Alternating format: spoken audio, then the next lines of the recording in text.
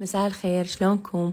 اليوم سويت لكم تكة دجاج بالفرن. شويتها بالفرن طعمها يجنن، يعني هاي التتبيلة أتمنى تعتمدوها بالتكة سواء كانت شوي على الفحم أو بالفرن أو على الطباخ. تتبيلتها رهيبة رهيبة ومكوناتها كلش سهلة. قطعت صدر دجاج طبعا مكعبات. عندي هنا بصل وسط و3 سنثوم وربع كوب خل أبيض وملعقتين كبيرة لبن وملعقتين كبيرة معجون ومكعب ماجي ذوبته بمي فاير ومجموعة بهارات وعصير ليمونة وربع كوب زيت الزيتون.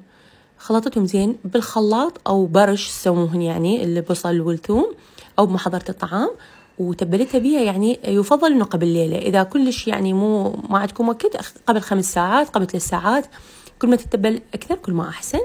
وبديت هنا أنا سويتها بهاي الأعواد الخشبية، نقعتها بمي فاير بس ما فاد يعني بصراحة محترقن، وخليت قطعة ليا بكل شيش على مود الدهن مالتها يجي يصير طيب.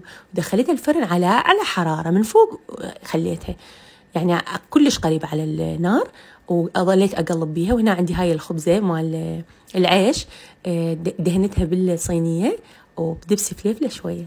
جربوها راح تعجبكم كلش هواي.